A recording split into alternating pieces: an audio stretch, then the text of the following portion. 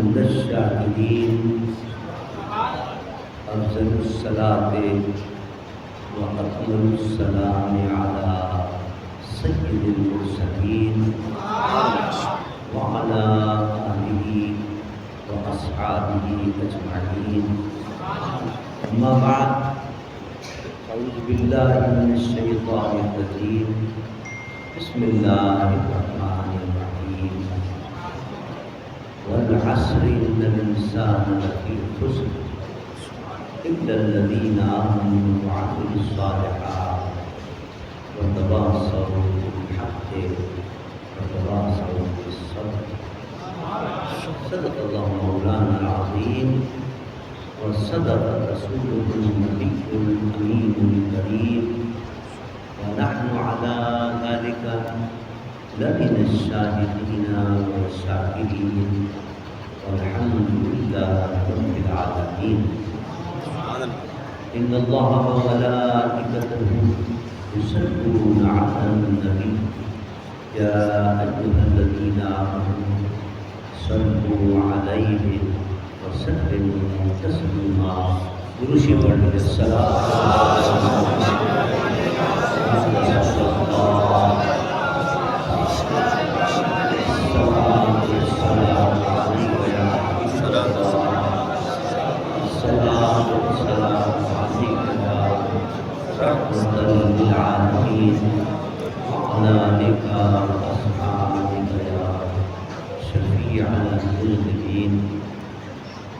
حمد و صلاۃ کے بعد الحمدللہ کافی عرصے کے بعد اس مسجد میں حاضری کی سعادت حاصل ہو رہی ہے، اور یہ دیکھ کر خوشی ہو رہی ہے کہ مسجد کی تعمیر اور تزئین کا کام الحمدللہ کافی آگے بڑھ چکا ہے۔ وہ لوگ جنہوں نے اس مسجد کی تعمیر میں حصہ لیا اور اس کے لیے مسلسل جدوجہد کر رہے ہیں، یقیناً وہ میرے آقا سرور دو جہاں صلی اللہ علیہ وسلم کی ارشاد کے مطابق جنت میں اپنا گھر بنا ہے۔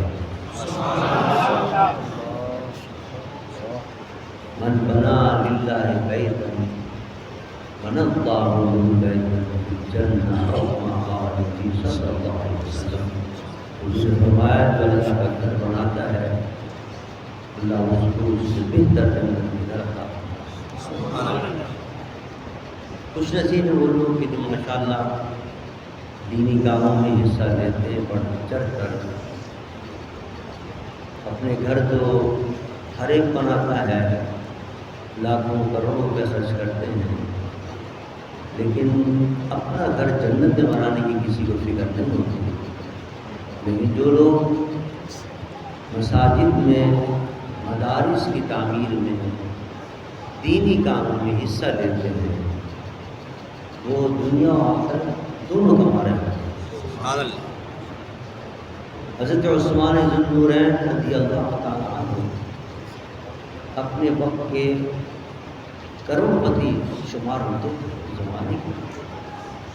اس سے پتہ چلا کہ پیسہ زیادہ کمانا گناہ نہیں ہے، اور یہ کوئی معلوم چیز نہیں ہے۔ اگر زیادہ پیسہ حاصل کرنا اور زیادہ دولت حاصل کرنا برا ہوتا ہے اسلام کی نظر میں، تو حضرت عثمان کیوں دولت مند ہوئے؟ حضرت عثمان کیوں کروڑپتی ہوئے؟ حضرت ابوبکر صدیق رضی اللہ تعالیٰ عنہ مکے کے سب سے بڑے تاجر شمار ہوتے ہیں۔ سبحان اللہ۔ قیمتی سے قیمتی کپڑا جو مکے میں آتا تھا کسی کی ہمت نہیں ہوتی تھی کہ اس کو خریدے پہنے، لیکن سب سے پہلے ابوبکر صدیق اس کو پہنا کرتے تھے۔ سبحان اللہ۔ اللہ نے اتنی دولت ان کو عطا فرمائی۔ حضرت عثمان ذو النورین کو کتنی دولت عطا فرمائی، لیکن اسلام نے دولت کے حصول پر بھی پابندی لگائی اور اس کے خرچ پر بھی پابندی لگائی، میں حاصل کرو، کوئی اس کے اندر حد بندی نہیں ہے، کتنی حاصل کرو، جتنی چاہے دولت حاصل کرو، لیکن ایک شرط ہے، لا تأکلوا الربا اضعافا مضاعفا، حرام طریقے سے مال حاصل نہ کرو، حلال طریقے سے جتنا حاصل کر سکتے ہو حاصل کرو، لیکن حرام طریقے سے حاصل مت کرو۔ حرام طریقہ کیا ہے؟ کسی کا مال غصب کر لیا، کسی کی جائیداد میں قبضہ کر لیا، کسی کی زمین کو ہتھیا لیا، باپ کی جائیداد بڑھ رہی تھی، نہ بھائیوں کو دیا، نہ بہنوں کو دیا، نہ ماں کو دیا، سارا کھا گئے۔ یہ یا رشوت کا پیسہ یا کرپشن کا پیسہ، یہ سب حرام کا ہے۔ ایک ایک پیسے کا قیامت کے دن سوال ہوگا، یہ کہاں سے آیا پیسہ؟ اسلامی نظام نہیں ہے پاکستان کے اندر، کاش اسلامی نظام ہوتا تو اتنی کرپشن ہوتی، کروڑوں روپے ہضم کر کے کوئی پوچھنے والا نہیں۔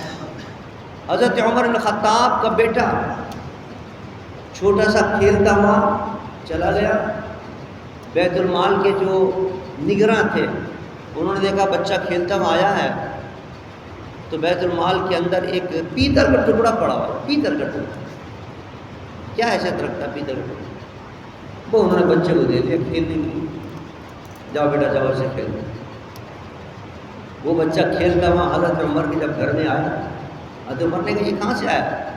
اس نے کہا وہ بیت المال کا جو نگراں ہے اس نے مجھے دے دیا کھیلنے کے لیے، جاؤ کھیلو۔ حضرت عمر نے فوراً اس کو طلب کر لیا، بلاؤ اس کو، کہا یہ تم نے دیا ہے؟ ہاں میں نے۔ کیوں؟ کہا کہ آپ کی حکومت کے اندر اتنی فتوحات ہوئی ہیں کہ قیصر و کسریٰ کے بڑے بڑے محلات سے چاندی، سونا، زیور، بڑے بڑے قیمتی پتھر، پورا بیت المال بھرا پڑا ہے، یہ ایک پیتل کا ٹکڑا بیکار نہ تھا، میں نے بیکار سمجھ کے اس بچے کو دے دیا، کھیلتا رہ گیا۔ آپ کے زمانے میں بڑی فتوحات ہوئی ہیں، بیت المال کے اندر پیسے ہی سونے ہی سونا بھرا پڑا، اس کی کیا حیثیت ہے؟ اللہ سنیے حضرت عمر نے کیا کہا۔ عمر نے کہا کیا تجھے پورے مدینے کے اندر صرف عمر کا گھر نظر آیا تھا اس آگ کے انگارے کو دینے کے لیے؟ یہ آگ کا انگارہ ہے جو تو نے مجھے اور میرے گھر کے اندر بھیجا ہے۔ بیت المال کا اگر ایک ٹکڑا بھی تین کا ٹکڑا ہے، پیتل کا ٹکڑا ہے، وہ قوم کی امانت ہے، اللہ کے حکم کے مطابق خرچ کریں گے، کسی کو اجازت نہیں ہے کسی کو دے سکتا۔ نعرہ تکبیر، نعرہ رسالت، نعرہ رسالت۔ کیا انصاف اور کیا ایمانداری تھی۔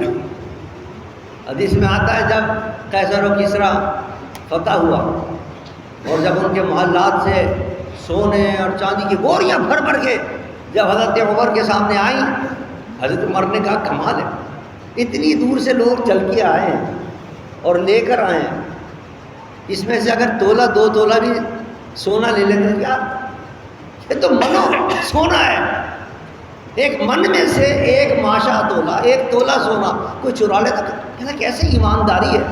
حضرت عمر نے تعجب کیا، خوش ہوا کہ کیسی حضور کی امت امانت دار ہے، اتنے دور سے روم سے چل کر آئے ہیں اور بوریاں بھر کر لائے ہیں اور اس میں سے ایک اشرفی بھی کسی نے ہاتھ نہیں لگایا، کیا امانت داری ہے۔ حضرت علی بیٹھے ہوئے تھے، علی نے کہا عمر یہ ان کا کمال نہیں، یہ تیرا کمال ہے۔ سبحان اللہ، تم امانت دار ہو تو پوری قوم امانت دار ہو۔ آج ہمارے حکمراں بے ایمان ہیں، بدترین حکمراں ہیں، لوٹنے والے حکمراں ہیں، قوم کو کھانے والے حکمراں، لوٹ کے کھا گئے پوری قوم کو، تو ظاہر بات ہے پوری قوم بھی کھانے میں لگی ہوئی، وہ بھی لوٹنے میں لگی ہوئی، کوئی پتہ نہیں کہ قیامت میں جواب دینا ہوگا۔ یہ سڑک بن رہی ہے جناب، کوئی پوچھنے والا نہیں ہے، سڑک بننے کے پتہ نہیں کتنے پیسے آئے ہوں گے، پیسے لگ بھی گئے ہوں گے، سڑک بن بھی گئی ہوگی اخبارات میں اور کاغذوں کے اندر، اور ٹوٹ بھی گئی ہوگی اور سارے پیسوں کی جیب میں چلے جائیں گے۔ بتائیے کوئی نظام ہے؟ پاکستان کو تباہ برباد کر کے رکھ دیا۔ حضرت عمر کا نظام نافذ ہو جائے تو کیسا امن ہو جائے اس ملک کے اندر، کیسی دودھ کی نہریں بہیں سڑک ہے، کوئی کمی نہیں ہے اس میں، اللہ نے اتنا دیا ہے اس ملک کو، اتنا دیا ہے، اگر حکمران صحیح آ جائیں اور صحیح پیسہ خرچ کریں تو پھر ہمیں نہ کیا نام ہے پیٹرول کے اندر کوئی مسئلہ بنے گا، نہ آپ کی بجلی میں کوئی مسئلہ بنے گا، بجلی بھی مفت ملے گی آپ کو، اتنا پیسہ ہے۔ اور یہاں روزانہ پیسے بڑھا رہے ہیں، یہاں روزانہ پیسے بڑھا رہے ہیں اور کوئی پوچھنے والا نہیں ہے۔ تو یہ تھی امانت داری۔ اسلام نے ایک تو مقرر کیا کہ دیکھو کمانے کے اندر خیال کرو کہ پیسہ جب کماؤ تو حلال کرو، رشوت کا پیسہ نہ ہو، سود کا پیسہ نہ ہو، کرپشن کا پیسہ نہ ہو، کسی کو زبردست سے قبضہ کرنے والا پیسہ نہ ہو، تو وہ جو پیسہ تمہارے پاس آئے گا وہ حلال پیسہ، اس میں برکت ہوگی۔ حلال پیسے میں حلال نہیں سے برکت ہوتی ہے۔ اگر حلال پیسہ آپ کے پاس 100 روپے بھی ہے تو وہ حرام 100,000 کے برابر ہوتے ہیں۔ حرام پیسہ ایسے اڑ جاتا ہے، جیسے آتا ہے ویسے ہی چلا جاتا ہے، اور 100 روپے بھی اللہ اسے برکت ڈال دیتا ہے اگر حلال ہوتا ہے۔ تو فرمایا کہ کمانے میں بھی احتیاط کرو، پھر خرچ کرنے کے اندر بھی فرمایا۔ اب یہ نہیں کہ پیسہ آ گیا تو جمع کر کے رکھ دیں، صاحب میں تو حلال کما رہا ہوں اب کسی کو دوں گا بھی نہیں، فرمایا نہیں۔ وَمِمَّا الف لام میم ذالک الکتاب لا ریب فیہ ھدی للمتقین الذین یؤمنون بالغیب ویقیمون الصلاۃ ومما رزقناہم ینفقون۔ سبحان اللہ، سبحان اللہ۔ قرآن کا آغاز ہو اور ابتدا میں فرما دیا ہمارے محبوب کون لوگ ہیں؟ جو نماز قائم کرتے ہیں، جو ہم نے رزق دیا اس میں سے خرچ کرتے ہیں۔ سبحان اللہ۔ ہم نے رزق دیا، اللہ محمد ہم نے دیا، یہ تمہارا نہیں ہے۔ کہاں سے آیا تمہارے پاس یہ دولت، یہ پیسہ کہاں سے آیا تمہارا؟ ہم نے دیا ہے یہ، اور ہم ہی کہہ رہے ہیں کہ ہمیں تھوڑا سا دے دو۔ سبحان اللہ، سبحان اللہ۔ اب اللہ کو کیا ضرورت ہے؟ اللہ نے فرمایا اے قربان جا کہ جو کون ہے کہ جو اللہ کو قرض دے؟ اللہ تجھے کون قرض دے گا؟ تو نے تو سارا کائنات بنائی ہے، تو نے تو پیسہ ہمیں دیا۔ فرمایا جو میری راہ میں تم لگاؤ گے، جب مجھے دے رہے ہو واپس، میں اس سے کئی گنا کر کے تمہیں واپس لوٹاؤں۔ خود ہی دیتا ہے اور خود ہی کہتا ہے مجھے واپس دے دو تھوڑا سا اس میں سے، اور تمہیں دے دوں گا، زیادہ دوں گا۔ چیز اس کی ہے، وہ اگر چاہے تو سب لے لے، یا جتنا پیسہ دیا سارا مجھے دے دو واپس، لیکن نہیں۔ فرمایا صرف 2.5%، صرف 100 میں سے 2.5 روپے مجھے دے دو۔ زکوٰۃ کے اندر 2.5%۔ فرمایا یہ جو اتنی ساری تمہاری گندم آئی ہے، یہ جو تمہاری مونجی آئی ہے، یہ جو اتنا سارا فصل آئی ہے، اس میں سے صرف 10 حصہ مجھے دے دو۔ کیا مشکل ہے؟ چیز اس کی ہے، وہ اگر چاہتا تو کہتا مجھے ساری فصل مجھے دے دو، یہ میں نے تمہیں دی، لیکن فرمایا نہیں، یہ ساری تم رکھو، اس میں سے 10% مجھے دے دو۔ اللہ کس کو دیں؟ فرمایا دینی کام میں لگا، سبحان اللہ۔ طلباء کو لگاؤ، غریبوں کو دو، یتیموں کو دو، بیواؤں کو دو، مسکینوں کو دو۔ دیکھو سب سے پہلے حق تمہارے گھر کے اندر ہے، تمہارے رشتہ داروں کے اندر۔ دیکھو رشتہ داروں کے اندر کوئی بھوکا تو نہیں ہے، کوئی محتاج تو نہیں ہے، سب سے پہلے اس کا حق ہے، اس کو دو زکوٰۃ اور عشر وغیرہ۔ اس کے بعد پھر بچ جائے اس میں سے، پھر دینی کام میں لگاؤ۔ پھر اہل سنت کی مدد سے دیکھو کون سے مدارس ہیں، پھر لگاؤ مساجد کے اندر۔ اس کے اندر مساجد کے اندر زکوٰۃ نہیں لگتی، فرض چیزیں نہیں لگتی، نفل لگاؤ۔ فرمایا جو جتنا دیا ہے اس کے اندر سے کچھ تھوڑے پیسے نکال کر دینی کاموں میں لگایا کر۔ اب دیکھیں نا جنہوں نے مسجد میں لگایا ہے کس قدر ثواب کام ہے۔ سبحان اللہ۔ حضرت عثمان ذوالنورین رضی اللہ تعالیٰ عنہ کے دور، میرے آقا کے دور کے اندر ایک کنواں تھا، وہ جناب ایک یہودی کی ملکیت تھا۔ جب مسلمان جاتے تھے پانی لینے کے لیے کہتا تھا 10 درہم لاؤ، 20 درہم لاؤ، اور کوئی یہودی آتا تھا کہ مفت میں لے جاؤ پانی۔ اب بیچارے غریب مسلمان پریشان کہ 10 درہم کہاں سے لائیں گے، ہمارے پاس غریب مسلمان تھے، 1 درہم بھی گھر میں نہیں ہوتا، کہاں سے پیسے لائیں گے اور اتنا مہنگا پانی خریدیں گے۔ حضور فرمایا کون ہے جو اس کو خرید کر جنت حاصل کرے؟ سبحان اللہ۔ حضرت عثمان پہنچ گئے، وہاں کتنے کا بیچ رہا ہے؟ اس نے کہا اتنے دام لگاؤں گا۔ عثمان دے نہیں سکے، جو اس نے زبان سے نکالا عثمان نے اسی کو پیسے دے کے سبحان اللہ۔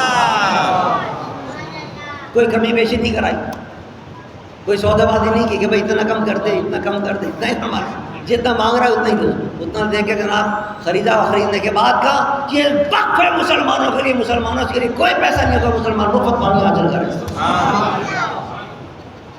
صحابہ کہتے ہیں حضرت عثمان نے میرے آقا سرور دو جہاں صلی اللہ علیہ وسلم سے 1 مرتبہ نہیں 2 مرتبہ جنت خریدی ہے۔ سبحان اللہ۔ ایک تو اس وقت جنت خریدی، حضور نے جنت کا سودا کر لیا، جنت ہو گئی عثمان. اور ایک بیر عسرا، وہ کیا جیسے عسرا بڑا سخت مشکل وقت تھا، جنگ ہوئی تھی، اس کے اندر بھی حضرت عثمان ذو النورین نے فرمایا اتنے گھوڑے میری طرف سے، اتنے جناب سامان ہر میری طرف سے. حضور نے فرمایا آج کے بعد عثمان کو کوئی چیز نقصان نہیں پہنچائے گی. پتہ یہ چلا کہ اللہ پیسہ دے، اللہ دولت دے، دین کے لیے خرچ کرنا چاہیے، اسلام کے لیے خرچ کرنا چاہیے. مسجد دیکھ کے بڑی خوشی ہوئی ماشاء اللہ کہ آپ لوگوں نے شاندار مسجد بنائی ہے ماشاء اللہ. جن لوگوں نے اس میں پیسہ لگایا ہے، جب تک یہ مسجد باقی رہے گی انشاءاللہ ان کو ثواب ملتا رہے گا. سبحان اللہ سبحان اللہ. یہ جو جگہ تھی پتہ نہیں آج سے کوئی 40-50 سال پہلے کی بات ہے، جب ہمارے جو مریدین تھے بیچارے کیا نام ہے حضرت کلام والے، انہوں نے جناب یہ زمین دی تھی حضرت صاحب رحمۃ اللہ علیہ کو. پھر چاولہ، میر خان وغیرہ انہوں نے بھی